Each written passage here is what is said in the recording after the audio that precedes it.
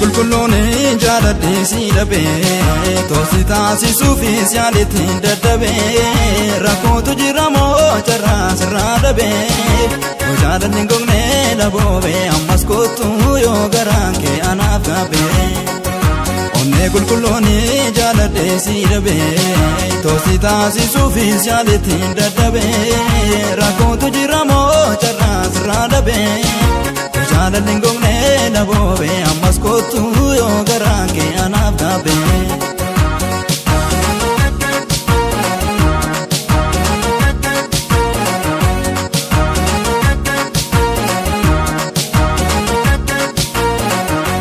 Karaa miti dhaabbattoota addaan nu baasee garaas miti dhaabbattoota addaan nu taasisee. Shakkiin qabaa nu deessiturra kanuma namamsiise kana ta'uu baannaan hin beeku rabbi guddaa waan nu gidduutti buuse.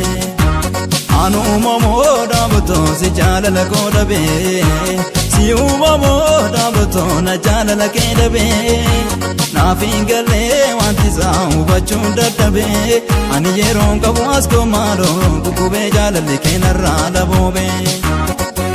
Onnee kulkullooni jaaladhee si dhabee toosi taasisuufis yaalitiin dadhabee rakkootu jira moo carraa sirraa dhabee jaalalli hin gognee dhaboobee ammas kootu yoo garaan kee anaaf gaabee.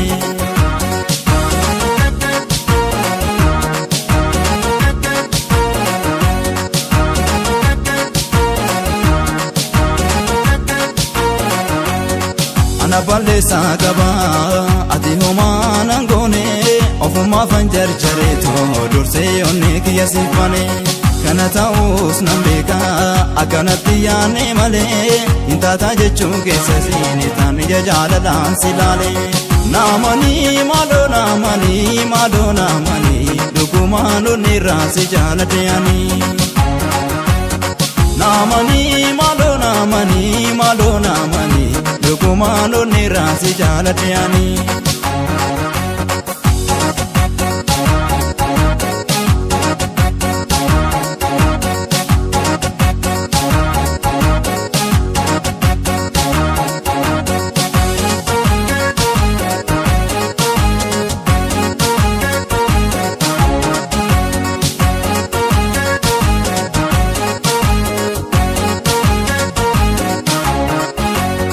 Kulkullooni jaaladhee si dhabee toosi taasisuufis yaalitiin dadhabee rakkootu jira moo carraa sirraa dhabee jaalalli hin gognee dhaboobee ammas kootu yoo garaan kee anaaf gaabee.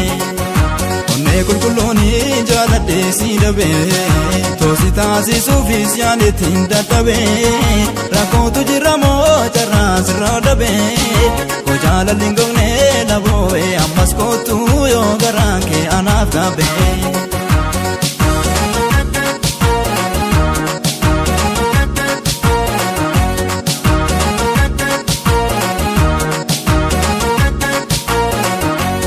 Ameenya'ii dhaabbatoo sin jaaladha siin jechuun badii dhaabbatoo dukaanan wal jaalachuun maaliif didee onneen kee anaanaa simachuu kanan biraan qabdu silaa beekaa na dhoksitee baafattee mooree michuu.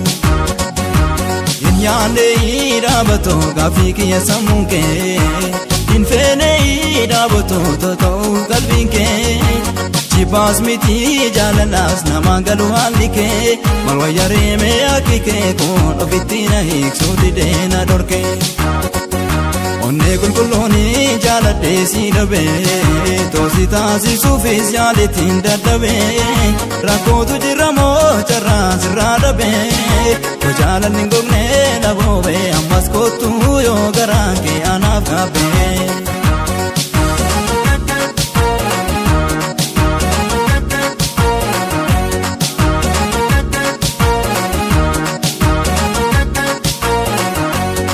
Ati ana wallaaltuus qulqulluu jaalala dhugaadha keessa koo kan beeku yoo mara rabbii guddaa naaf ragaadha.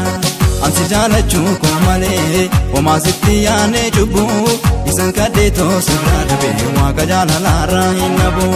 Attuttumee silee sineega sinufu maamiif maal jedhuun sittiin ta'in gufu askootumee sineega sinufu maamiifi sodaan sittiin ta'in gufu